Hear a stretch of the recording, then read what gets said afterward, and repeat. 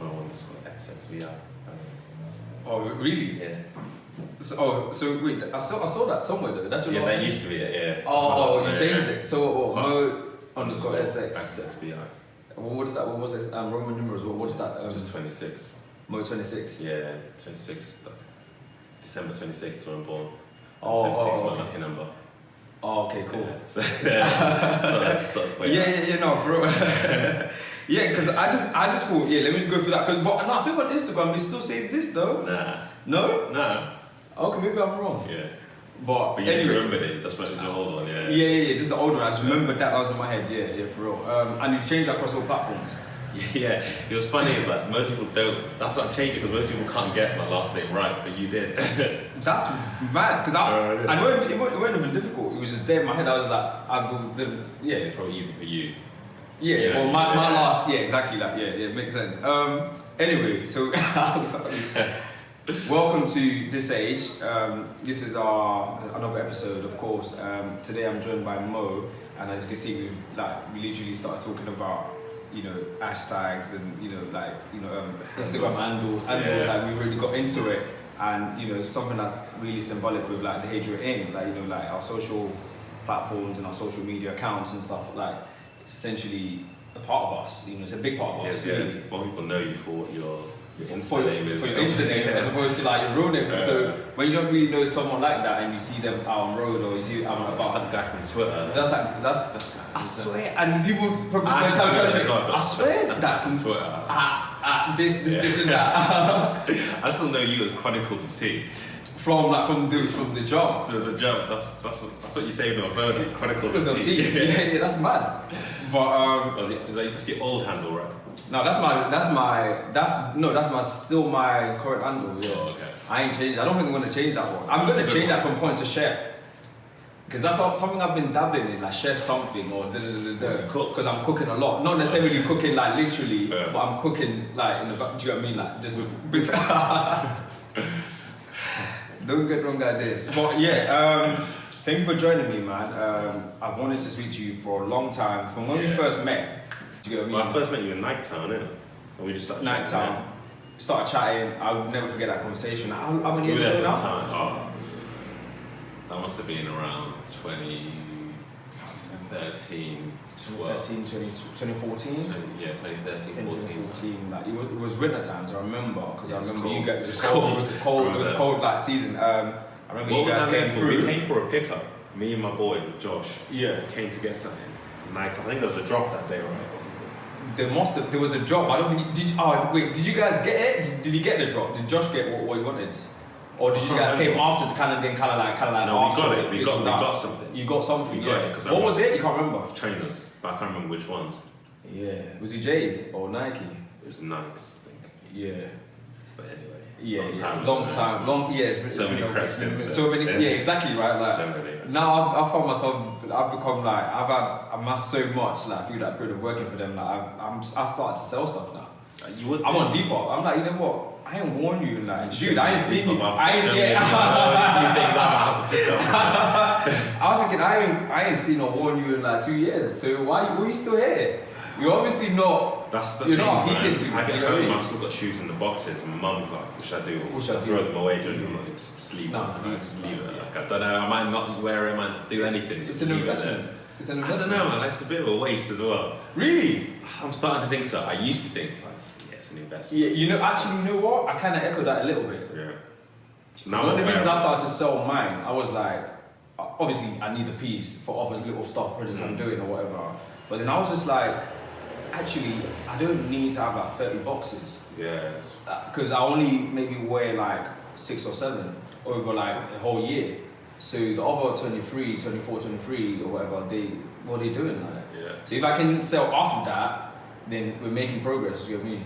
And I remember getting silly with it when I was in college, like in uni. Yeah. Those times, there were times that, there was new Jordan releases all the time. That was the there was a period like, yeah, it used to always just drop. I remember one time I spent more on Jordan releases than I did on my rent. And that's really? That's when I was like, yo, ease up, because what are you doing now? Yeah. But yeah, since then I've been like, no longer a sneakerhead. Just buy what you like. Just wear the ones. Whatever. Yeah. So, for the sake of those that don't know you, Yeah. can you briefly like just explain a bit about yourself? Oh man. So like I can give you prompts. So in Yeah. terms of like from education to like study background. So what did you study or what? But at uni, At uni, yeah. I did accounting and finance. I went West of England, Bristol. Oh, so I cool. did accounting and finance. Yeah. I didn't really know what I wanted to get into really. Like when I was younger, my parents are doctors, my dad's a doctor. So Oh, like all I knew growing up was you're gonna do medicine. Was try and do That medicine. was like, yeah. That's So when I decided I wasn't gonna do that, I broke my mom's heart. So I was good at maths. Yeah. That's the only reason I was like, I'll go into that. And I heard that investment bankers get paid a lot of money. When I was like 16, I heard that. I was like, I'll do accounting and finance. Yeah. I had no real interest and no real passion for it at first. It's like cool, I just want to go to uni. Yeah.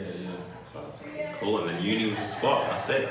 Met all my people. Bristol's dope. I've been to Bristol's Bristol. dope, man. Bristol's dope. It's a great vibe for creative people and stuff. Yeah, like such yeah. a culture. Even Yeah. graffiti is big there. Yeah. People make a living at graffiti. That's Yeah. how like So- Banksy's from Bristol. Like, Banksy's from there. Oh, that's interesting. like And you can see the influence because like when you go there, you see like graffiti everywhere, like really colorful ones as well. Like really the Bristol creative ones, vibrant, like cool scene. I was Yeah. happy to spend like my college years, like the uni years. And then from that's when I started like. I think that's just when I started finding like what I liked really, like within like creative wise. I was into music, I was into art, I was into like that sort of thing. And Yeah. I was always just trying to find a way of, I guess, making it through that avenue, creating a way through that avenue while still Doing obviously your trying to graduate. Because we've got African parents, man, we can't be not graduating.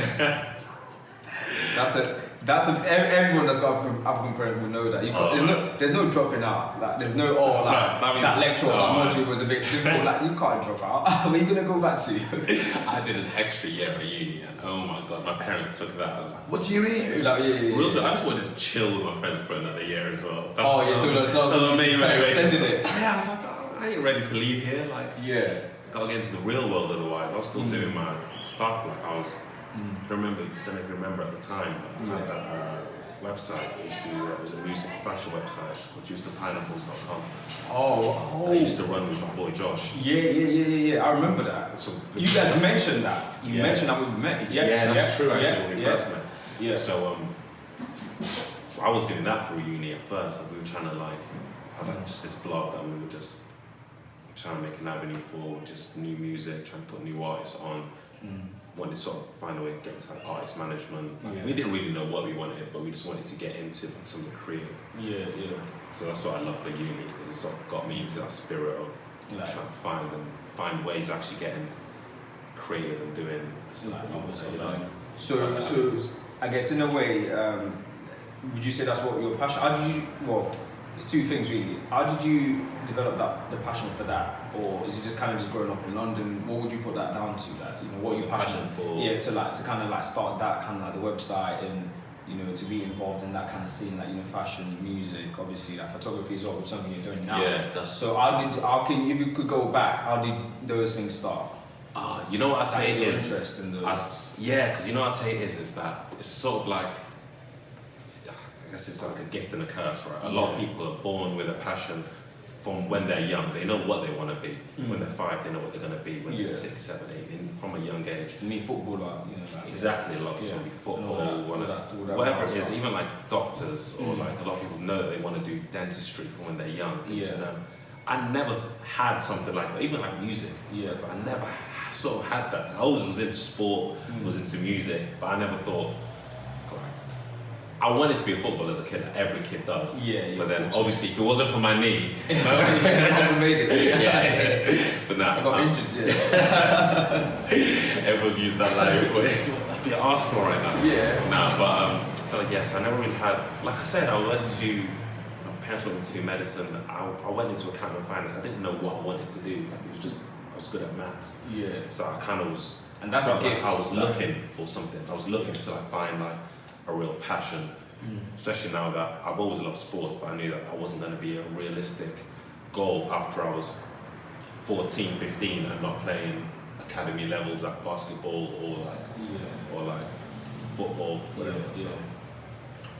So once I feel like I never really had that as when I was younger. Like I wasn't born with that kind of passion. So I started just finding like what I liked and sort of got passionate about the whole thing, not one specific thing, like just art. So then really into art. That's what it was. Just trying to just understand really what art really means. And from that, like I took it as anyone can be an artist, and like you can find like different ways and avenues in what you like and just what you can make from it. So really, truly, what I feel passionate about from all of this is just trying to see people that do what they love just succeed.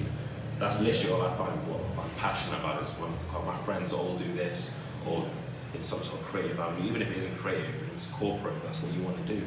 You want to get like just seeing people succeed and actually work hard and get there where they want to be. Like, that's what I feel passionate about. Just seeing, like, you just get inspired when you see one of your friends who works hard, graduates, and then goes into like the profession they want, and they're working what they want. So then that inspires you. You're thinking, I really need to do what I want, because I can't just keep doing this dead-end job or whatever. I need to actually do what I want.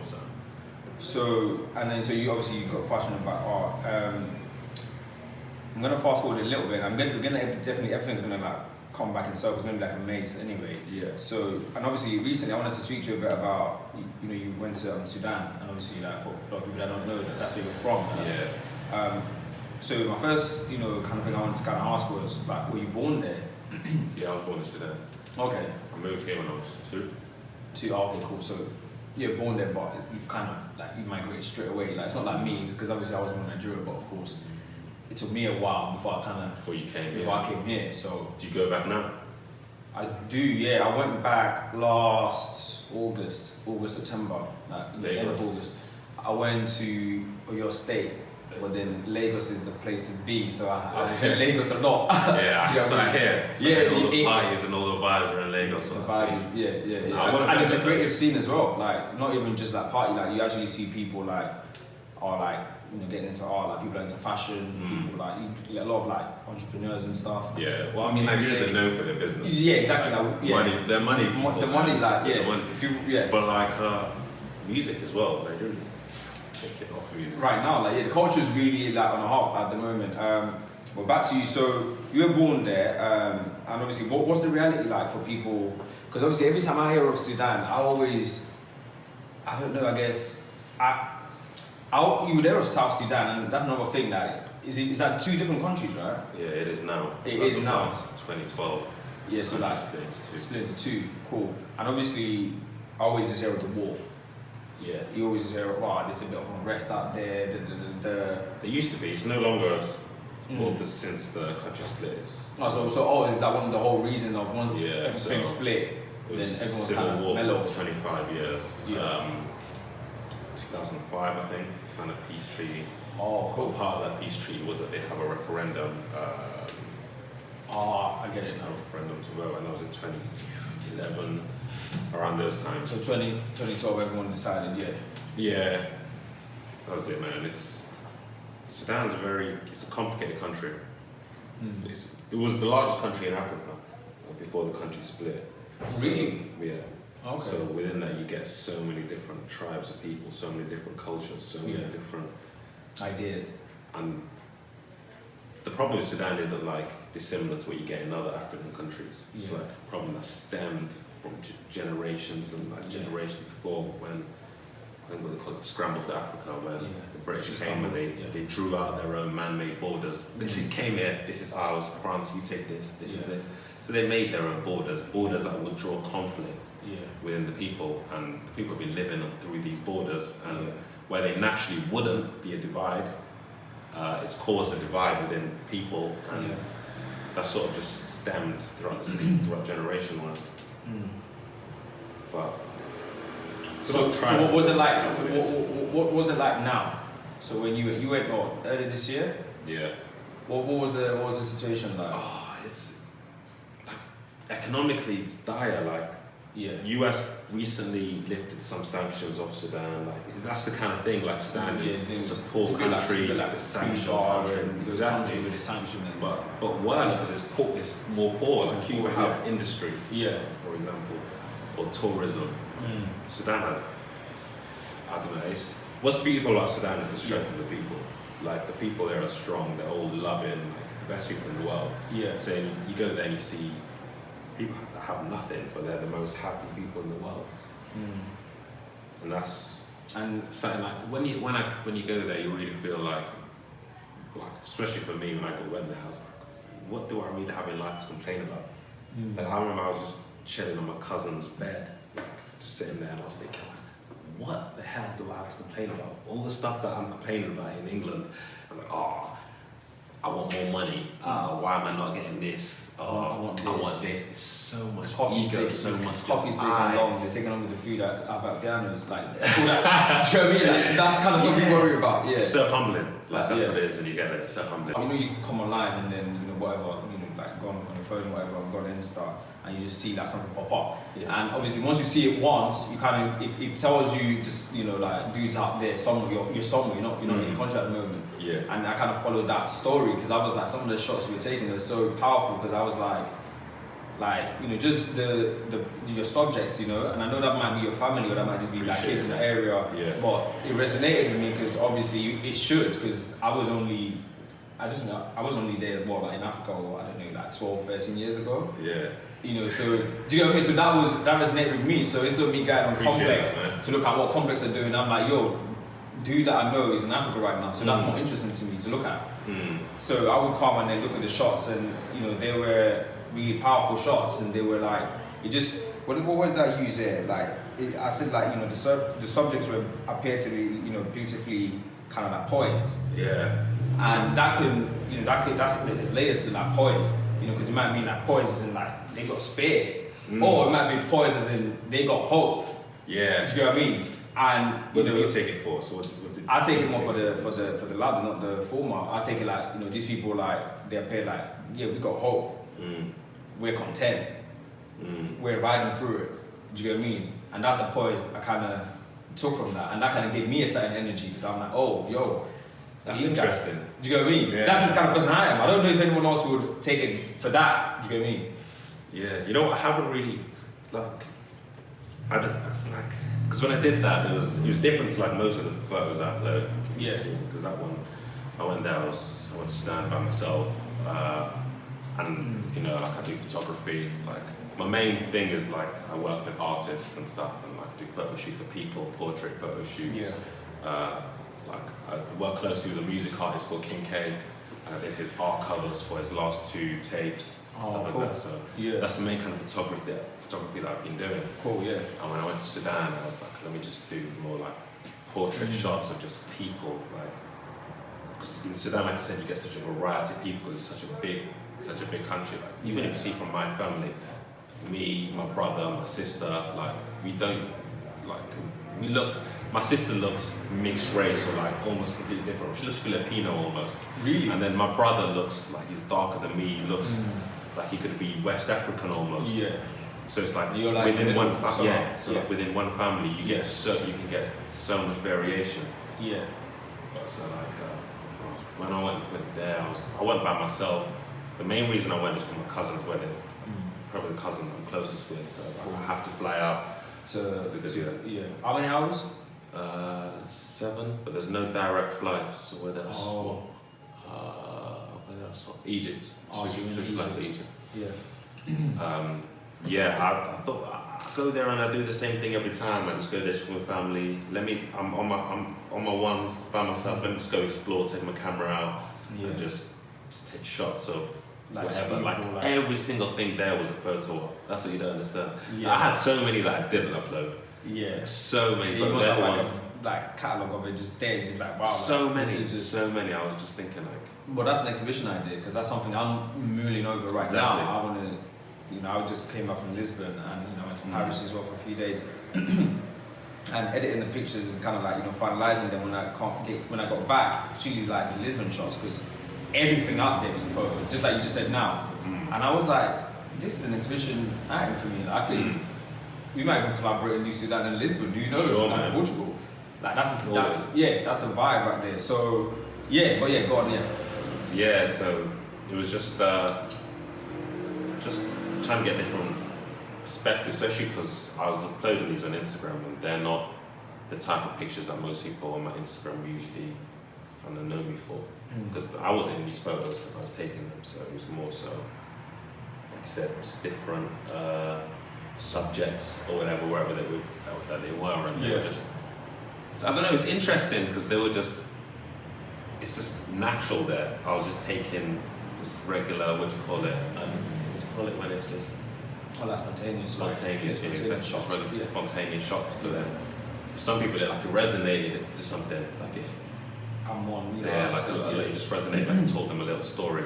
Yeah. So you should check it out though. Like I'll put them up. Oh yeah, definitely. I mean, I'm gonna put of course anyway. I'm gonna put the link to your page, and obviously people should definitely check them out. They're really interesting photos, and like I use WeTransfer a lot, and obviously one of the things I kind of come across is, after you send like a file, or like you send something to someone like through email or whatever, like you kind of attach your file, whatever.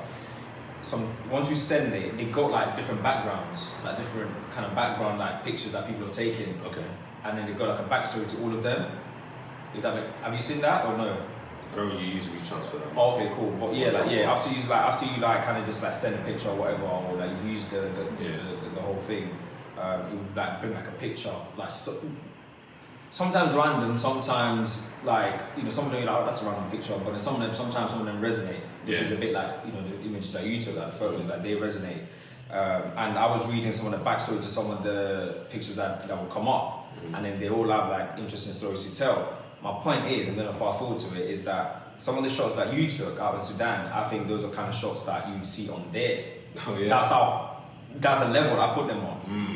That's why it's important for people to look at it. Do you get what I mean? Yeah. So yeah, like let's keep going. So personal branding and style. How do you ensure like those two things go hand in hand? How do you ensure that you stand out like in this like age that we're in, in this sphere?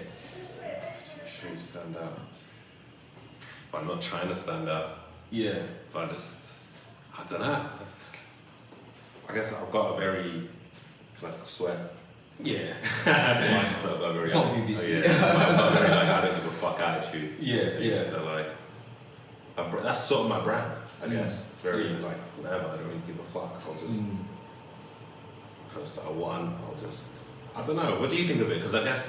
I mean, it's more. It's not as intentional around it. It's sort of just me. So what do you take it as from what you see? What do you see it as? I look at it and think like it definitely has an attitude of I'm not really trying. I'm just doing me. Do you know what I mean? Like it's not like I'm this stylist or I'm this like art director. I'm this whatever. Like it's just like I'm just doing my thing. Yeah. So I get that vibe. It's that nonchalant. It's just nonchalant.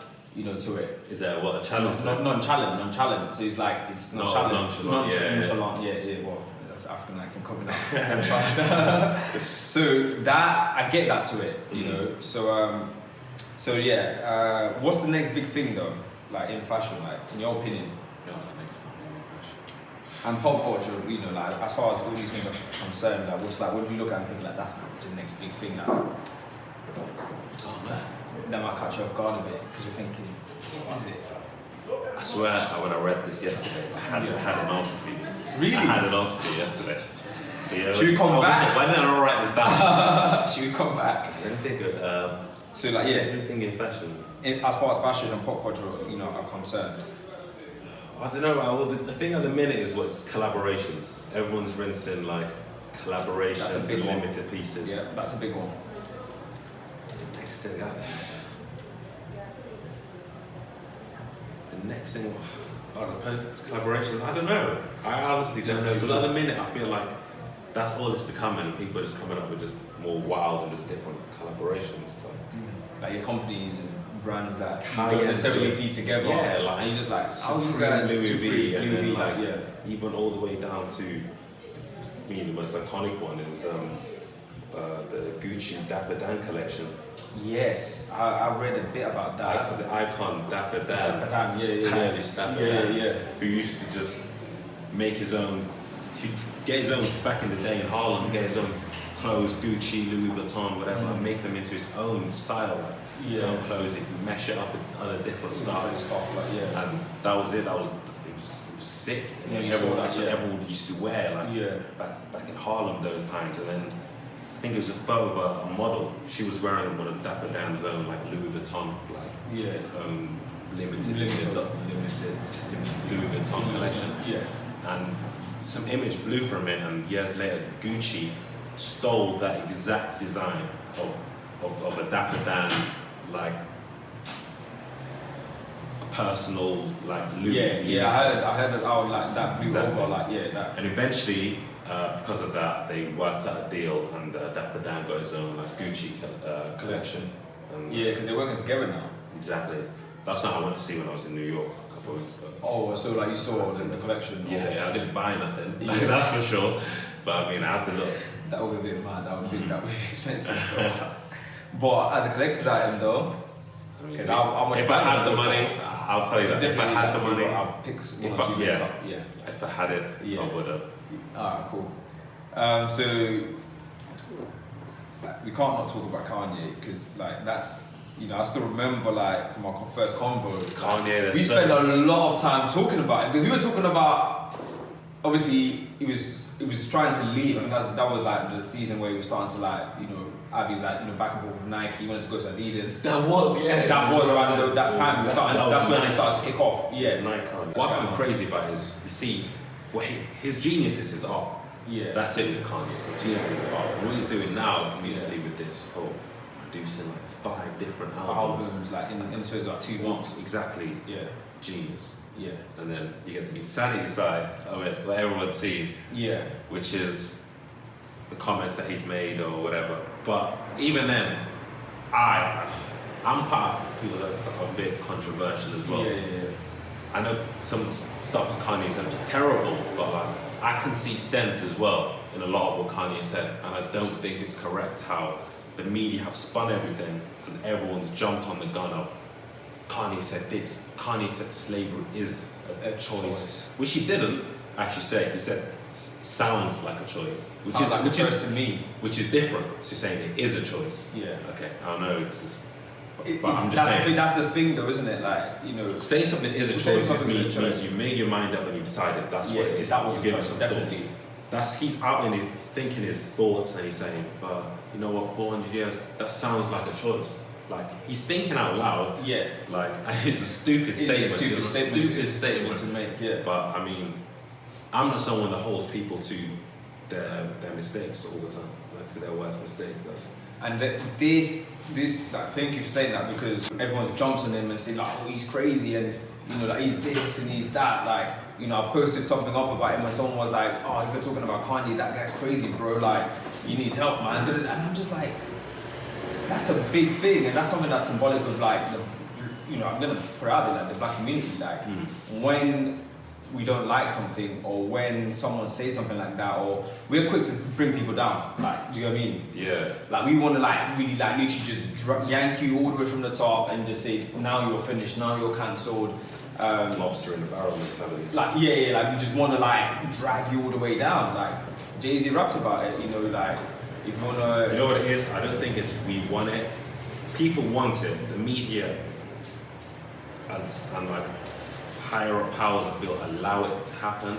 Yeah. But we fall for the trap every single time and just do it. Like, well, not all of us. Yeah, not everyone. But a lot of us fall for the trap, and we also just have to bring our people down while we do it. Yeah. And then people will be like, and I'm like, so I'm not with this whole you guys would. I'm not with it. That's what I said. I was like, all that cancelled, or all that coon, putting these labels out there, these like sound, they sound good, but let's talk, like, let's sit down and dialogue about these things, like, on a deeper level. If that's the case, could Malcolm Little ever become Malcolm X? In this today's day and age, where you can't get past any mistake that you made in your past. Yeah. Like, how do you become? You can't ever be seen as a good person after that. Like, you're cancelled. I feel it doesn't work. You're cancelling people and you're putting them all to one side of society, where you're saying they shouldn't be heard, they shouldn't be there, which makes people even more like anti. It makes them more aggressive. Makes them makes them more irrational. Yeah, it doesn't make them think about and want to sort of, how would I say, make them want to discuss their points more. So it's just going to make them more resilient within their points. Yeah, because now they said I'm cancelled, so now no one wants to hear me out. Exactly. Now I can't make a mistake. But then I was asking everyone in my group chat, I was like, so you guys can't make mistakes day in, day out, but you don't want anyone to cancel you. But then when this person that's in the media, in the spotlight, that also had a breakdown not too long ago, you don't want to give them a second chance. It's not the way to resolve a problem. Exactly. I was like, why don't we just chat? Why don't we just talk about it? Yeah. Listen, let's talk about what he said and he let him explain. He seems open to exactly that. Yeah. But not just him. It's just the culture today. It seems like any mistake that you make, that's it. You live by it, and you're thrown to the side. Is that a prison system? Is that a prison mentality? And that's it. They won't cancel you for good. Yeah. No career from then on. No music from now on. So what is doing? What's that person doing? Not just someone doesn't like what you've said. Or they don't like if you saw recently you probably had the whole Spotify thing where they're putting artists who they feel are give off a negative vibe. Yeah. They're taking them off playlists and they're not going to promote their music. So that was right. It's like R. Kelly, Triplets, Tentacion, that's etc. And when you do that, it gets dangerous because who draws the line on what should and shouldn't be heard? So I think it's a dangerous time when you do that.